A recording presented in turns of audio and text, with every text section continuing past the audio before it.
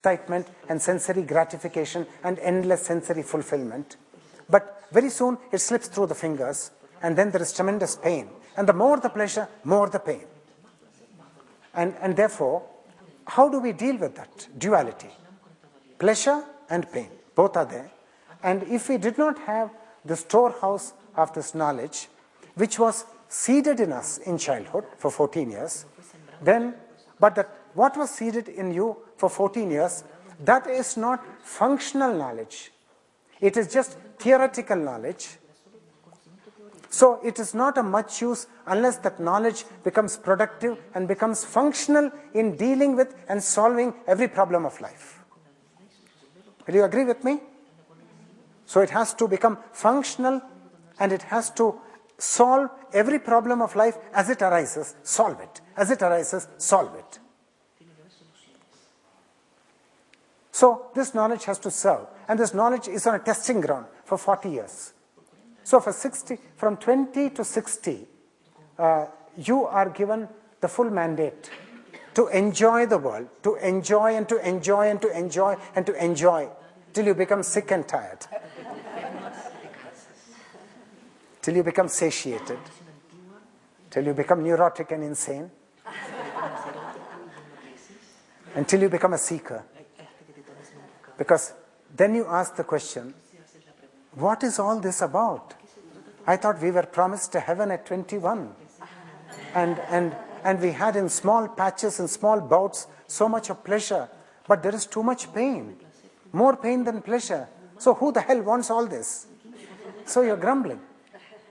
And then slowly you mature. But you understand the pain, you understand the pleasure, because you apply all the teachings that you learnt. You apply every time you are hurt, every time you're disappointed, every time you're cheated, you understand the principles you learnt here. And then you understand. And because you got that understanding, you are able to get some kind of peace within yourself. You're not completely depressed. You're not completely confused. You manage to get some kind of peace, some kind of understanding. And then at 60, you're looking at your face in the mirror and you're seeing wrinkles here. And you're not happy. And then you go to some person who promises that he'll make the skin all tight.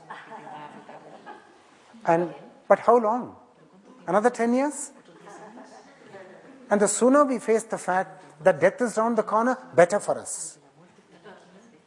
Because the wrinkles are a message and a teaching God is giving us that the body is aging and this body is going to go into the dust. Take care. God is giving a teaching through the wrinkles. We've got to be sensitive to that. So look at our faces in the mirror, and then the skin has become more flabby. And then you start asking the question, not for anybody else's sake, but for your own sake, what is this life all about?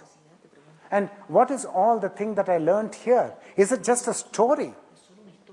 Is it just a mythological fable that I learned? Or is it really true? And you start inquiring and you start searching for the divine. And you start applying yourself to the whole question of purging sorrow from your life. Purging it. Purging it totally, completely. And then you purge it. And then you are on a quest. And then for the next 20, 30 years, you work out that salvation yourself. By taking the teachings of your masters, you may have one master or three masters or four masters. You may be following one religion or two religions or three religions. You're woken up to it.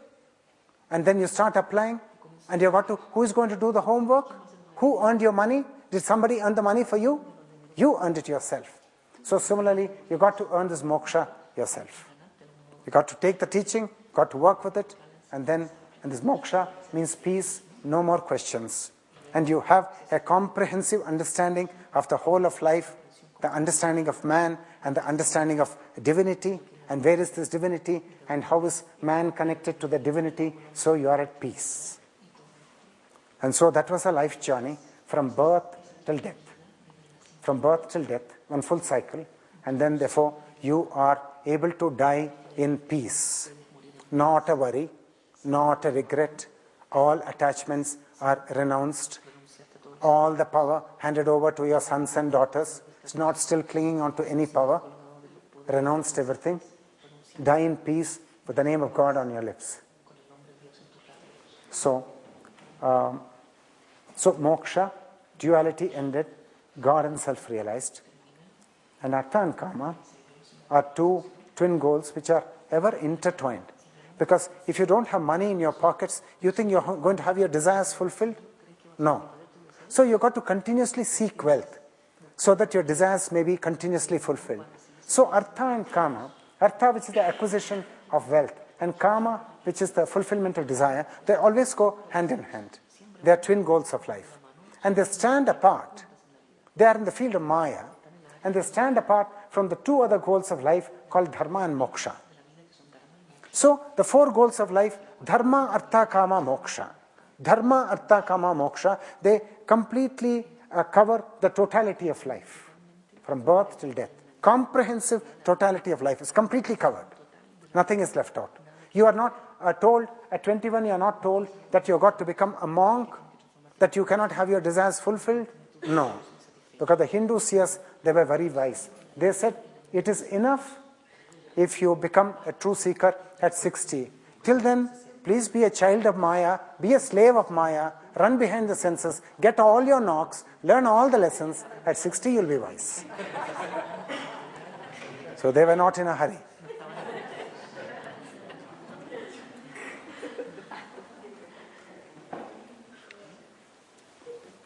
And now these are the four goals in life, in modern life, even in Hindu India, where instead of dharma, there is no spiritual instruction. You are given unspiritual, secular instruction. So mathematics and physics and chemistry and history, they become your scriptures. Scriptures nobody teaches you. And you don't respect the scriptures also. And then you start walking in the pleasure garden and find that it's a very treacherous garden of pain as well.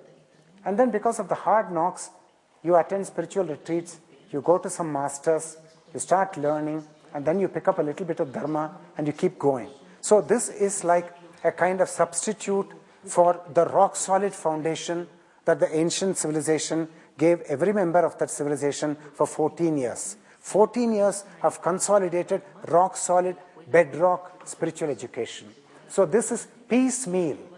10 days, 15 days, 20 days, and so on.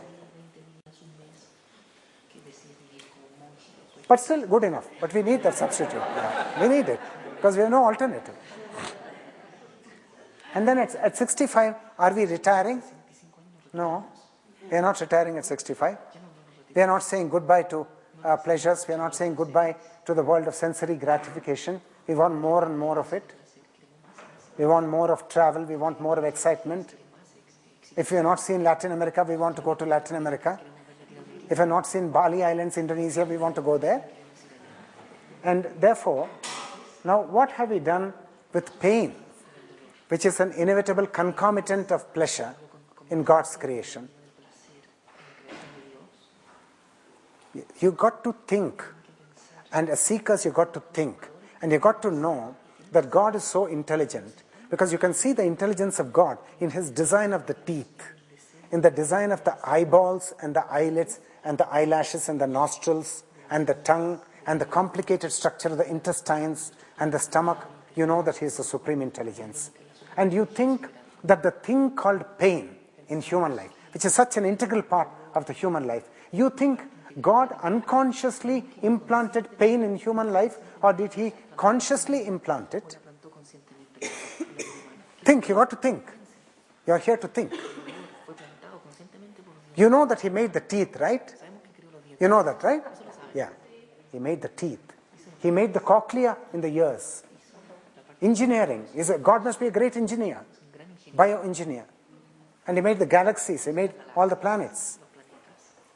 And then He created this very unwanted thing called sorrow and pain.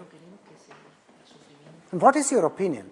Do you think God actually created it in a very mischievous mood, saying, I'll give these fellows hell?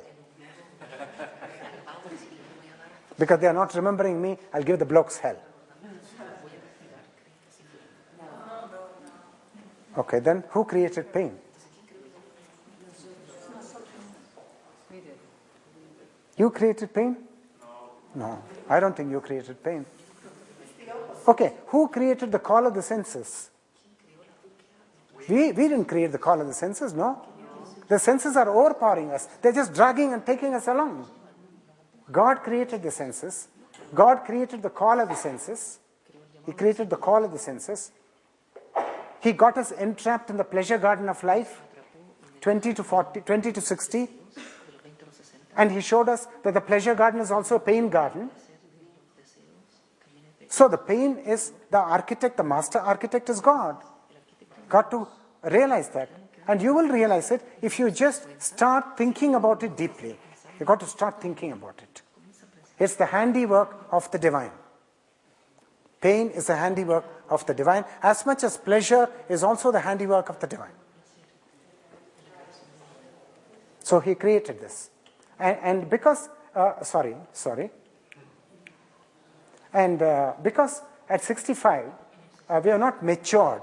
We're not matured. Like in the ancient Hindu civilization, they matured, they became seekers, they started searching for salvation, then they discovered divinity. That maturation is not happening. It's not happening. And because it's not happening, you know that in the life of the body, biological life of the body, sometimes when the glands are not working properly, the pituitary is not working properly, then the person does not grow properly because the pituitary controls growth. And then the person is dwarf, is stunted. So the growth is arrested. So similarly, in the modern structure of society, spiritual growth is arrested. Please follow this. It is arrested. Something which has to happen actually naturally, it is hindered. Think of a mango tree. And the mango tree starts with the seed, then it grows, it becomes a sapling, then it becomes a tree, then it becomes flowers, and finally the mango fruit. Now, it can happen that due to pest attacks and so many things, the tree does not go into the fruition stage. It's not bearing the fruit. It got stuck. So similarly here, we are spiritually stuck.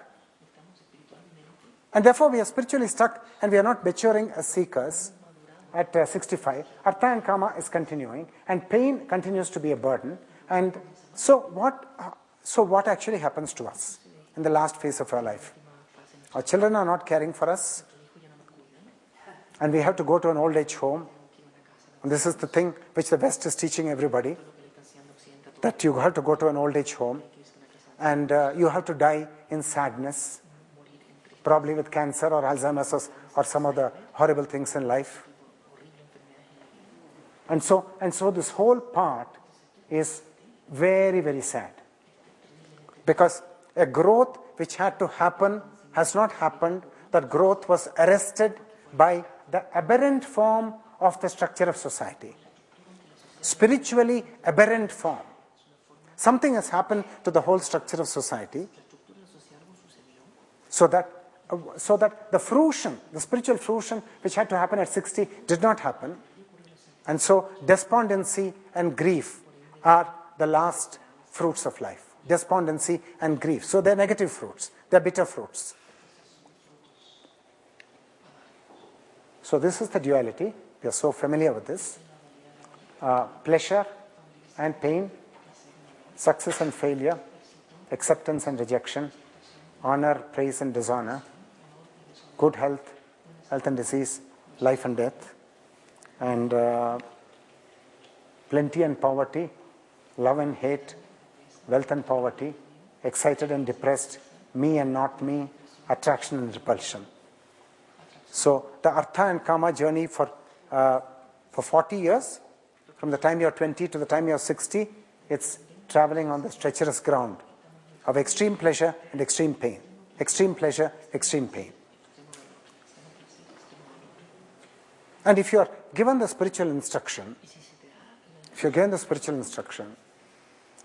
then with that, you come to a stage in life where you get a beating, you got pain now. So you apply the teaching, which can be a Hindu teaching, a Christian teaching, or a Buddhist teaching. And if it's a Buddhist teaching and you are a Buddhist, then the sutra you will apply is, all life is pain. That's the ultimate thing, is pain. Therefore, strive to become free of this pain. Understand that pain and strive to become free. And the Hindu teaching will say, whatever the eyes see, that will perish, that will not be permanent. Yadyat pashyasi netrabhyam tat tat brahmeti bhavaya. Whatever the eyes see, everything is a form of the divine. Yadrisyam tannasyati. Whatever you see, that will perish. So if you take refuge in a sense object, you take that form, physical form of your wife or your husband as a sheet anchor for yourself, you anchor to that, and then something happens to that spouse, cancer, something, die in an accident, then you're just blasted. Because you don't know how to cope with this. Because you invested all your faith, all your love, all your emotional bonding just to that one physical form, and God has taken away that form. So the antidote for this is the spiritual teaching, which says that whatever the eyes see, that will perish. So you apply it in the mainstream of life. As you get the beating, you apply it. And you sober yourself. You become your own teacher. You start teaching yourself. Going with me? Are you going with me? You have to be your own teacher. You got to teach yourself. And that is the way the pain will fall out of your life. But in the absence of the teaching, in the absence of a deeper understanding of the nature of human life and the nature of divinity, then how are we to cope with this pain? And how are we to swing between these extreme opposites of pleasure and pain, of fame and dishonor? Sometimes we get fame, then we get dishonor and disgrace.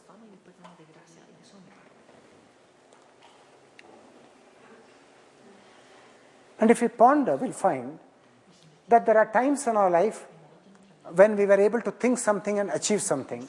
Then there were times when our aspirations never worked. We were failures. Then there were times when whatever we imagined, that came to pass. Then again times, whatever we desired, nothing happened. And then again times when we were a great success, times when we were great failures. So these cycles are constantly alternating.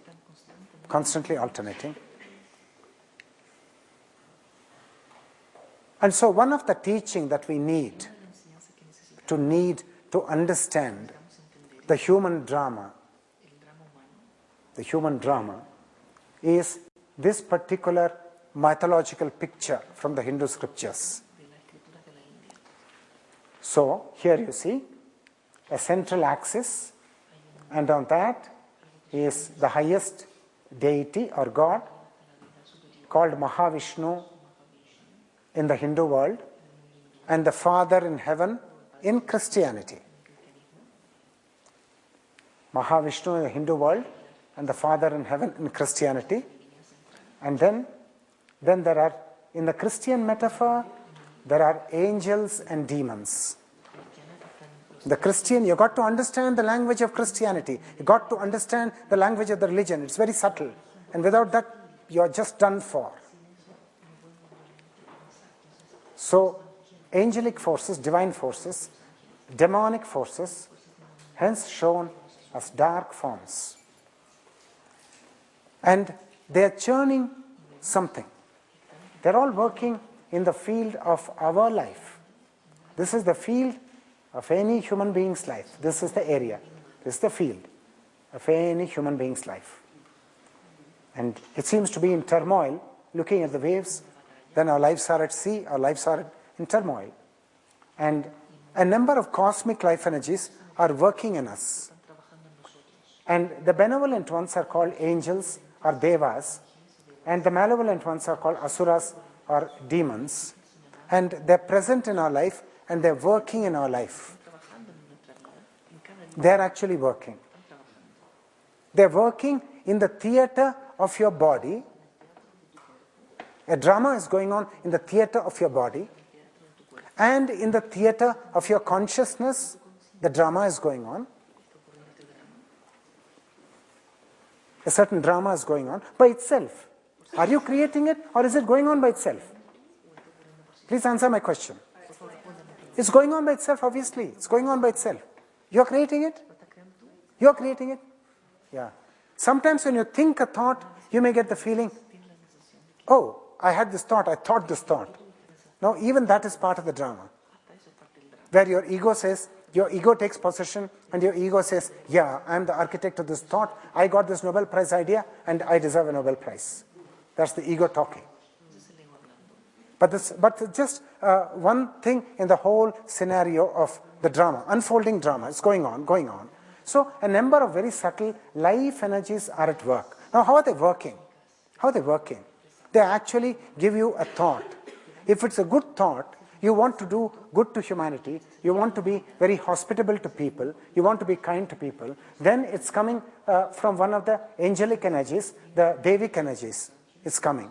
But if you are a terrorist or something and you want to do something bad, then it's coming from one of the demonic energies. And both the energies are begotten by God. Please understand it. These are not the children of the devil and these are not the children of God. They are both children of God. Got to understand this.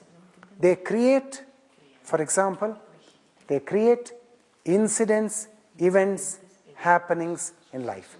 Happy incidents, unhappy incidents. An incident giving success, an incident giving failure. An incident giving good health, an incident giving sickness and hospitalization, created by these energies. And astrology is just the understanding of this drama, a mathematical and very subtle quantitative understanding of this drama is Vedic astrology. And the serpent that is here is the serpent of time. Time is portrayed as a very poisonous thing, as a very mischievous thing. Because time, two lovers, they're saying, I love you, and next year we want to get married. Sorry, it's not happening. Because time intervenes and time does them apart. Happen to any one of you? Yeah. Tomorrow you say it's happening. Time interferes and time destroys your plans. So time is dangerous. Time is the mischief maker. And therefore the time is portrayed as a serpent. And this is called Kala Sarpa, or the serpent of time. Follow closely. Mythic language. And sometimes these energies are stronger, so they pull the serpent on the other side. That will be a happy day for you, because the benevolent energies are winning on that day. And some days, the dark energies are strong, they pull it on this side. Then that's a sad day. Some unfortunate thing would have happened, a misfortune would have struck somewhere. So this drama is going on, this oscillation between the Devic, the Devas succeeding and the Asuras succeeding, and the whole of astrology is a study of this drama. And I brought it here just to remind ourselves that in the theatre, we are not the owners of this body and the consciousness. In the theatre of the body and in the theatre of consciousness, a certain drama is transpiring, and the supreme architect of that is the Father in heaven, Parabrahma, in the Hindu nomenclature. He is the supreme architect, and then he mediates through the Divine Mother, the Shakti, and then all these cosmic life energies are born. And these cosmic life energies, they're exactly like violet, indigo, blue, green, yellow, orange, red coming from white light. So this is the white light. Then as she creates the world, she undergoes fragmentation, and the energies become more specific. And those energies are doing lots of things in our life. They're doing good things, they're doing bad things. And in every life, there's a mixture of the good and the mixture of the bad. In the saint, there is a contamination of the tendencies of the sinner. In the sinner, there is a purification of the admixture of saintly qualities. Try to understand what I'm saying. So, saints and sinners, they're not in watertight compartments, because this is the duality of life. In the saint will be an admixture of the sinner's qualities, and in the sinner will be the admixture of the saintly qualities. And you've got to understand this, and you've got to become sensitive to this in your life, if you wish to move forward. Not be in your own fanciful world, but start working with concrete frameworks.